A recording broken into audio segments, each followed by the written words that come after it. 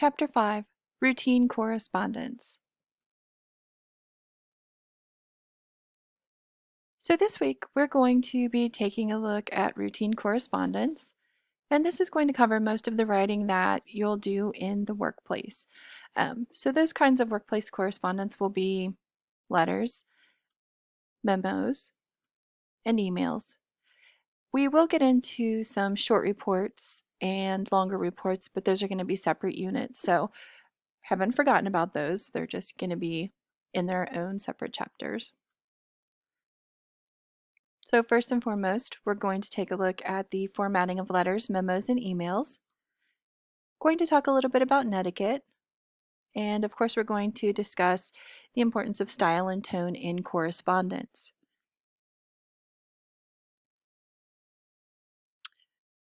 First thing to consider is your letter format.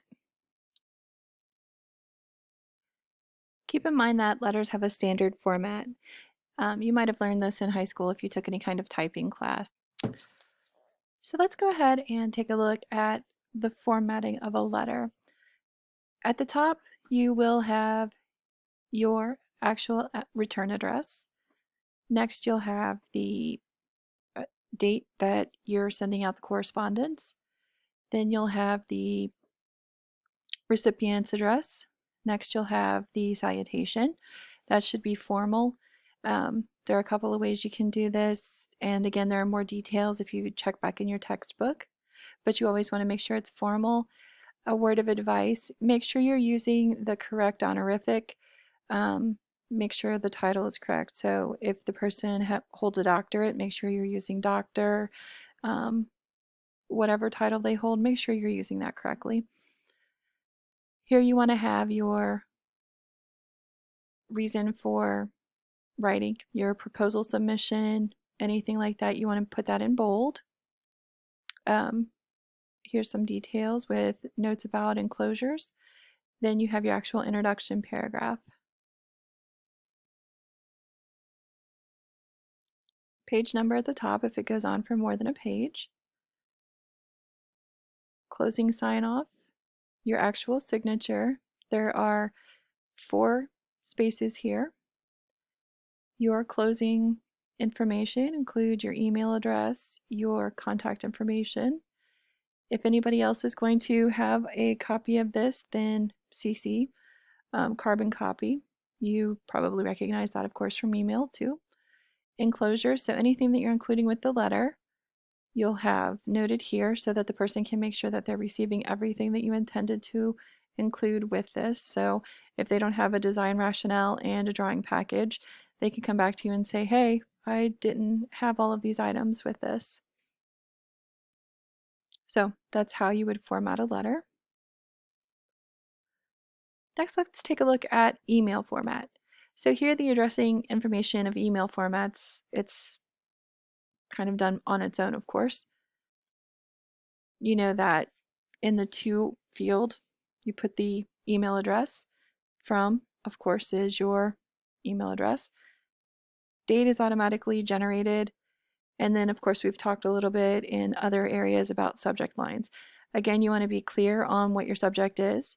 Submission of Streamlines West Cross Kindergarten Design. You don't want this to be too wordy. You want it to be clear. You want it to be concise. You don't want it to be ambiguous. And then here we have the information.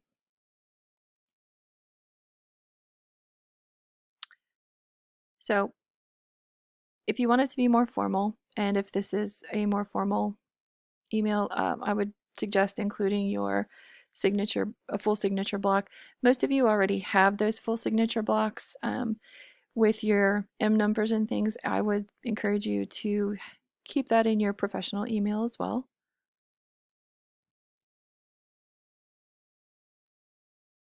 Memos. Memos are still used quite a bit. A memo format, these are typically an office to office kind of thing, so I will tell you the general format of a memo, but when you get into your own offices, definitely take a look and see how they're done where you're at. So your memo format, there's 2 options. The subject line option, this is very traditional, and it goes back to kind of the days of the typewriter. And then there's the titled option. So this formats the subject line like a title to make it stand out on the printed page, because memos are typically meant to be printed. Um, and this is so you can find it if it's laying on your desk, or if you're going to stick it up and put it on a cork board or something like that, so that if it's hanging up in the office, it can easily catch the eye. So you're going to have information at the top: to selection committee from Dr. David Thompson. Typically, they're going to initial it so that it has this air of legitimacy. Um, Date. This is important too, so that it doesn't hang up in perpetuity. Things in offices can tend to live on forever and ever and ever, and nobody will take the initiative to take them down if there's not a set date. If it's not dated, then it might be from September 15th, 2017, and it'll be September 15th, 2020, still hanging there because nobody's going to take it down if there's not an actual date. Have the subject line and then the actual information. So here's one way. Then here's the second way. So as you can see, it's the same in pretty much every regard as the prior version, but here the subject line is emphatic. It's got a very noticeable title that can be read even from a distance, and it makes it really easy to see and identify the documents. If this was laying on your desk, you would be able to see it pretty easily. It would catch your eye. Or if it was tacked up on a notice board, you'd be able to see it. So here the big difference is, of course, evaluation of West Cross kindergarten submissions is in bold.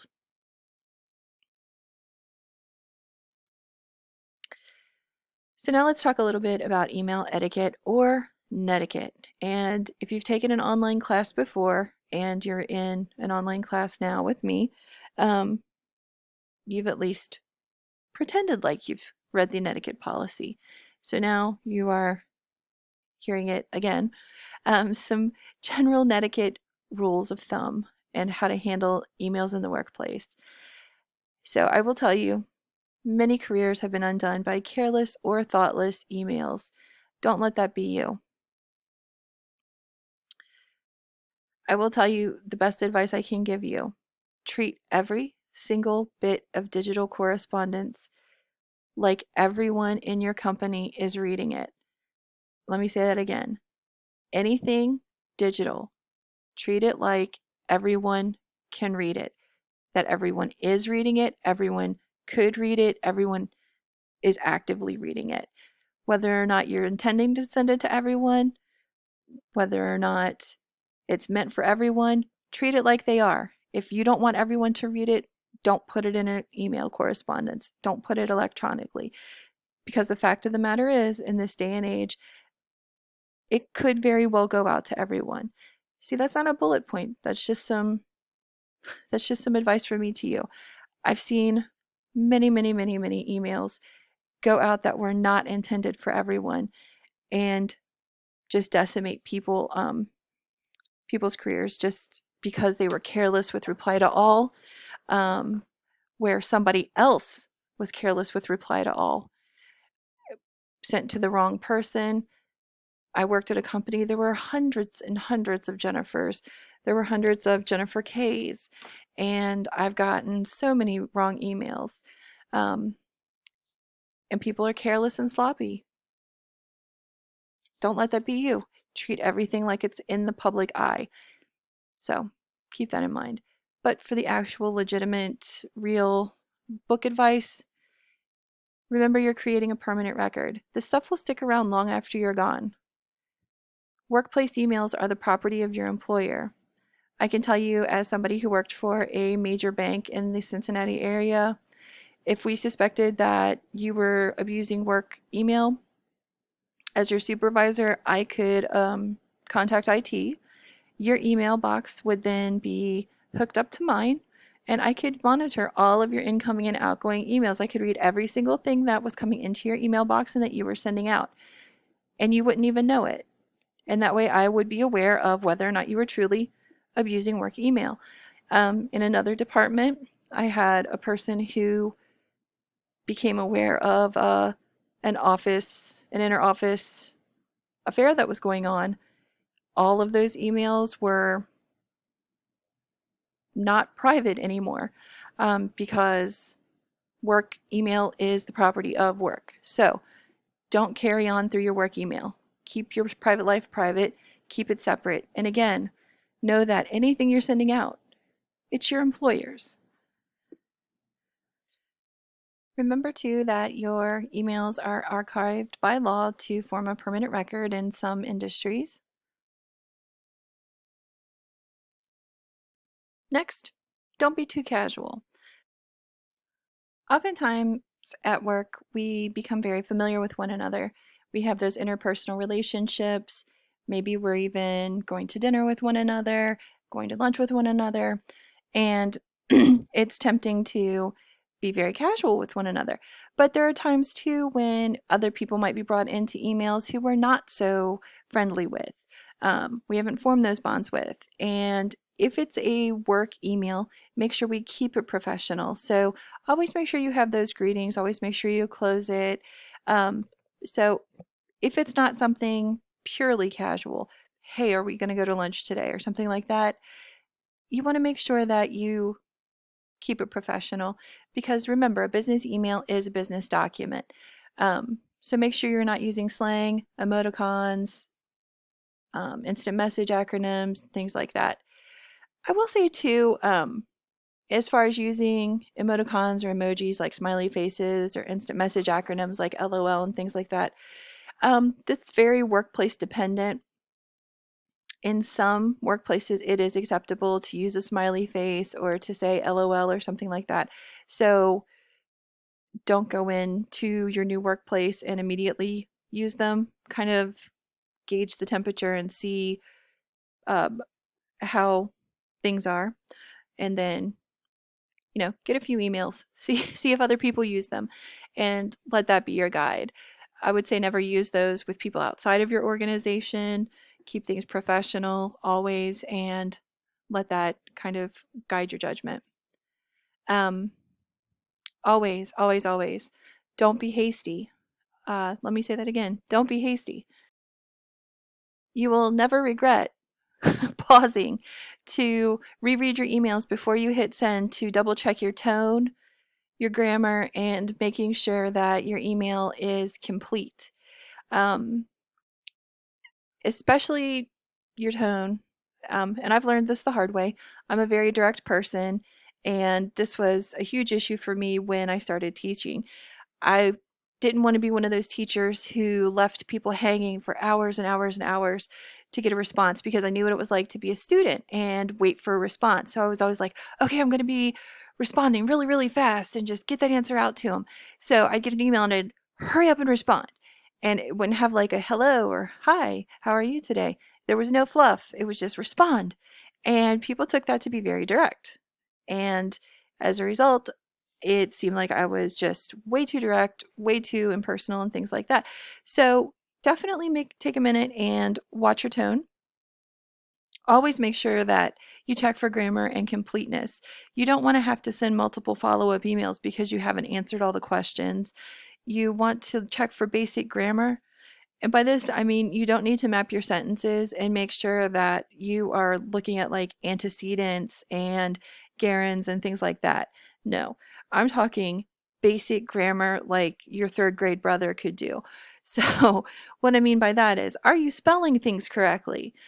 Did you use the right version of it's and it's, like IT apostrophe S, it is, versus ITS, that sort of thing? Because you don't want to be the vice president of a company and not know the difference between apostrophe S meaning something belonging to and S meaning more than one, because that might be my big grammar pet peeve there. So I'm going to pause here and switch over to an example. So here's an example of a not very well done office email. This is an email that was sent to me. Not really. This is just one that I made up. Now, I can't say I've never received an email like this. I would like to say I have not, but I have. So Coster JR is me. And here we're talking about this project! Exclamation out the wazoo. It's sent high priority. High priority.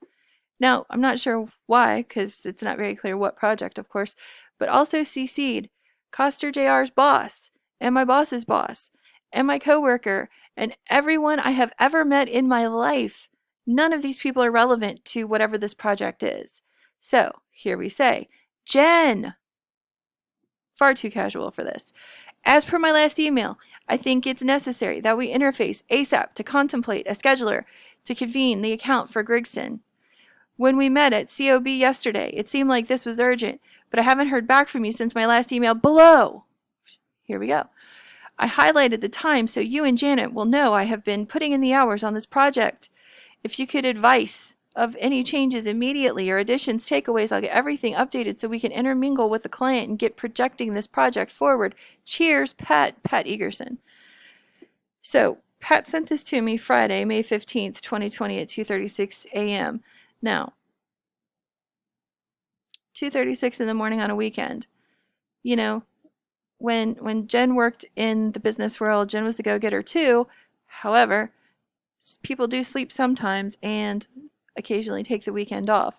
So if you've been following along with the prior lessons, I'm sure you can see a multitude of email formatting and various other issues here. But what I want to look at are the ways in which we can fix some of these problems. As we said before, you want to stop and take a look at spelling and grammar. So the easiest way to do that is, of course, to go up to your Edit menu, click Spelling and Grammar,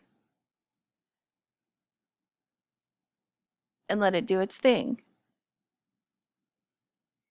Now, as an English teacher, of course, I have my pet peeves. And can I tell you that when people turn papers in, or in this case an email, and it has hundreds and hundreds of blue and red squiggly lines that are literally telling you, hey, I have a problem. That's one of them because it's telling you flat out there's an issue. So like the names, those there's nothing you can do about because that's literally someone's name. So Egerson, while made up, is you know, you would ignore that one, but highlighted it, that's got an extra ed. So here we go to it, and you would tell it change. So it's going to ask me, do I want to start checking back at the beginning of my document? Tell it yes, because it just went to the first one. It doesn't hurt to double check. Egerson. If you're going to be emailing with Pat quite a bit, and it seems like your coworkers, and hopefully, you know, you and Pat can have a chat about 2 a.m. emails with expectations of replies. I'd probably go ahead and add Pat's last name so that you don't always have to spell check over them. But in this case, I'm going to ignore since Pat's not really my coworker.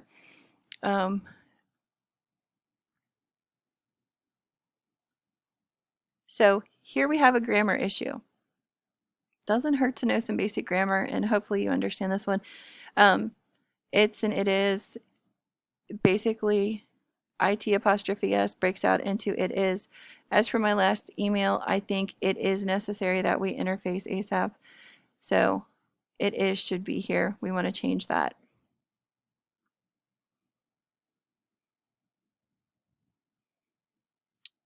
And then here, this isn't really a grammar issue. It's more of a wording issue, so we do want that to be scheduled. And then there are other issues with the email. Of course, we just learned about things being too casual. We'll cover some of these other issues later on, but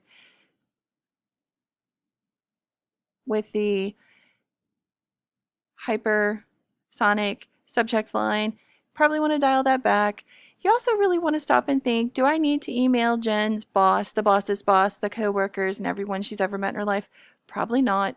Really think about who you're including, and then the rest of the email with the jargon and things like that. It's almost nonsensical the way it gets. So those are some other things to consider, some of those things we've gone over, but think about those things. So let's switch back to what we were talking about. So after that, you're probably thinking, wow, Jen, you're scaring me. I'm sorry. But really, it really comes down to one thing: common sense. And basically the golden rule. Email others the way you would want to be emailed yourself. Seriously, write the kind of email that you would want to receive, not the kind that you'd want to send in the moment. Always make sure that your tone is unmistakably friendly and professional. And like I said, I will be perfectly honest, I've had to learn this the hard way myself. My emails are sometimes too direct still. I will still sometimes send things, and in retrospect, I'll get it back and I'll think, ooh, that was a little too much, a little too harsh, a little too direct. And it's not always intentional. I don't always take my own advice. Sometimes I will just be caught up in the moment trying to get the information out there and send it, and boom, it's a little too direct. So at the end of the day, my goal for you is to understand, always try to have that greeting, even if it's just a hi. Hi, whoever. If nothing else, greet the person. Close it. Have a good day. Cheers. Thank you. Something. Try to avoid those little passive aggressive statements. As per my last email. I mean, I will try to dig one up, but my sister and I used to laugh hysterically because there really is an unspoken code of language. As per my last email is basically code for, obviously you didn't bother to read my last email. So for those kinds of things, try to avoid them. But definitely make sure that you stay friendly, you stay in the moment. And if you look at my syllabus too, I asked you that if you're upset about something, wait before you email, because oftentimes, especially when grades and things come out, I'll have instances where I've had students, like our grading system, our learning management system, I can't give you a paper back without putting some kind of grade in the system. So I've had students need to rewrite papers, need to redo assignments. I can't give you the paper back any other way besides giving like a 0. So before they even look at the feedback, which will say something like, hey, you need to redo this because XYZ, and I will list out clearly everything that needs to be done. I'll say, I don't have a problem with you redoing this. Let's have a conversation about it, or let me know if you have questions and we can work through the issues or what have you.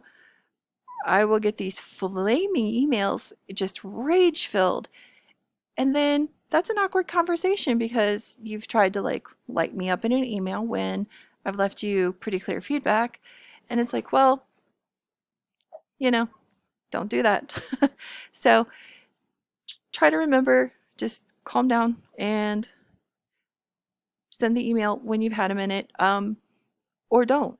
Have a conversation. Sometimes email isn't the best avenue. Remember that too. If you feel a kind of way, sometimes words aren't the best avenue.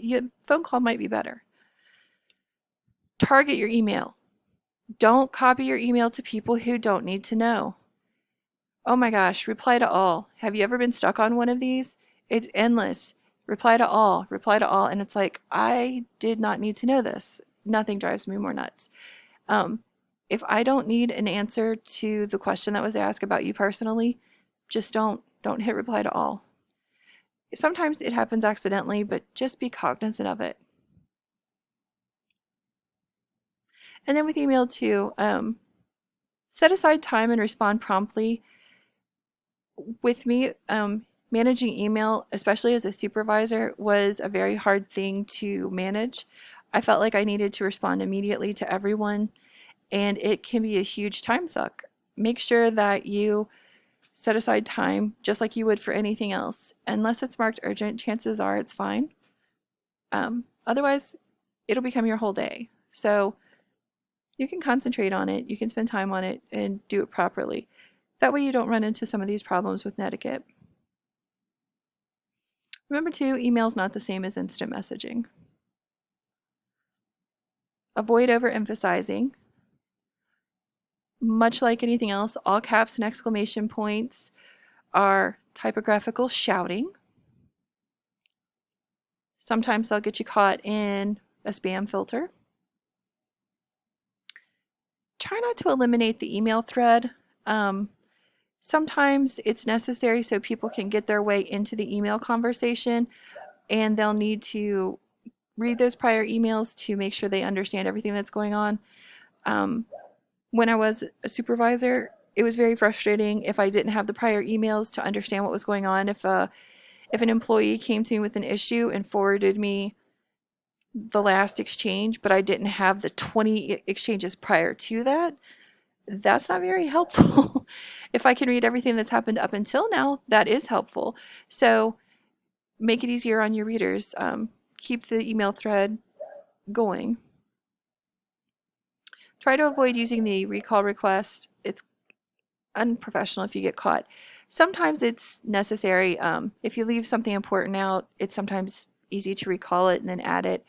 But if you can, again, don't be hasty. Use that descriptive subject line. Like headings, subject lines should clearly label the purpose or contents of the email. Don't reply to spam. It's just generally not safe. Don't forward chain letters. And as far as judgment with jokes, let me help you with that. Don't forward them. Just don't. Chain letters and feel-good messages are unprofessional and annoying. Inappropriate jokes are serious workplace hazards. Even if it seems feel-good, even if it's a chain letter, even if it seems on the up and up in things, just don't forward it. Just any joke, trust me, you run the risk of offending someone. Just don't. So lastly, we're going to cover style and tone. And keep in mind too that generally letters will be more formal than memos, which will be more formal than emails. This isn't always necessarily the case. Much of our professional work is not done in emails, so context will determine the formality of your documents.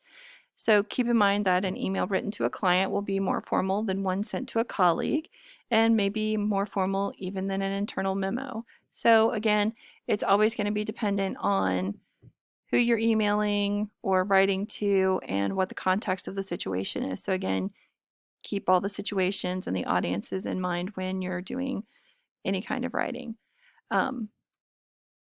So think of yourself speaking to the reader and adopt a slightly more formal tone than you would than in person. So your 3 steps for proper tone and style. Start with the main idea and save the reader some time. Write clearly and concisely, and be friendly and personable.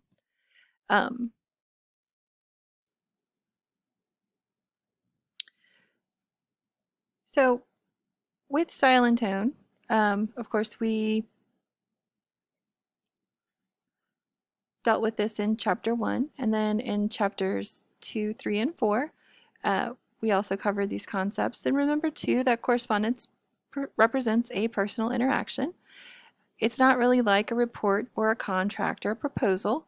It's you speaking directly with the reader to whom you've personally addressed. And this might be a letter, a memo, or an email, so whatever form of writing you're doing. So you're required to pay a little bit more attention to your tone. So it's on you to be friendly and personable. So remember that you're going to do this by providing a context for the situation. You need to give details, and then you're going to want to make sure that you have a next step. So here you have it kind of laid out, and if you want to take a moment and pause and read those, I don't want to have to read all the text to you.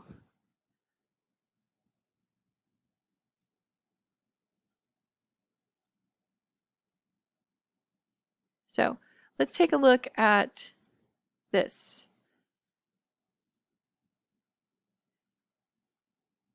Harb, you've met the deadline, but your interface still doesn't do what I ask, and there are glitches with the coding. See me in my office tomorrow at 0800, Mylene. So if you got this note, you would probably be a little concerned. The tone's curt and abrupt. It's pretty kind of rude. The writer sounds angry with the reader, and the reader's likely to feel insulted and probably a little shaken up and nervous about this meeting. If it were me, I would have like terrible anxiety until 8 o'clock tomorrow morning. And if it were me, I'd probably be emailing Mylene like, oh my God, am I going to get fired? So I'd be very worried. A revised version of this would say, Harb, thanks for getting the app to me yesterday. I've been playing with it and I noticed a couple of functions that don't quite work yet the way we discussed.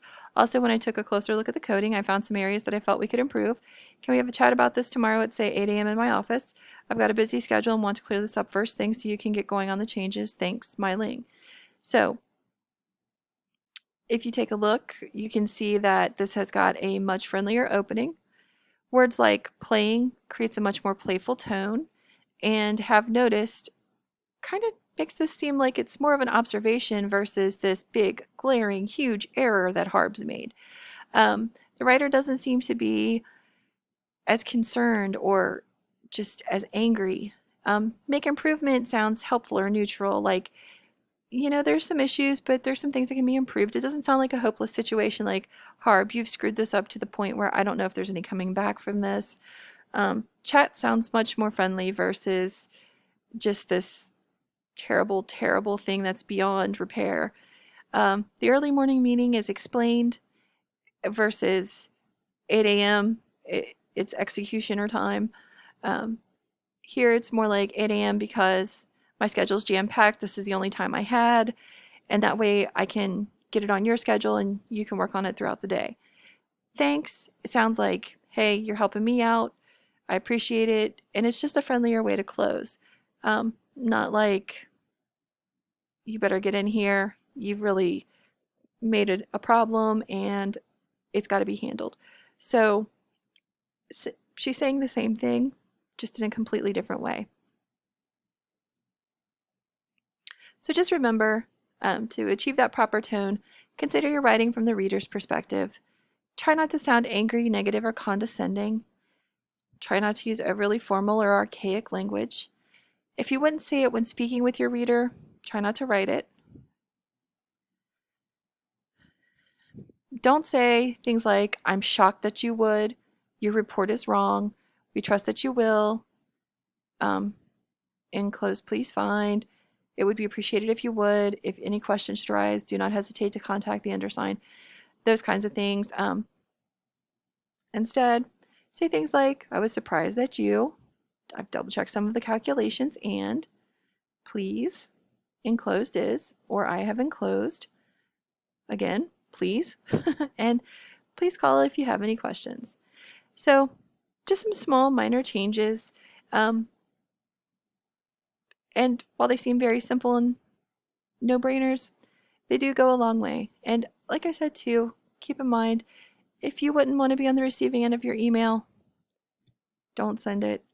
And I have to say again, I can't stress this enough, I've learned it and the hard way. And if I were to send you one of these, please let me know that I need to check my style and tone. Thank you. Have a good week. And please let me know if you have any questions. So please call me. Please email me if you have questions. Thanks.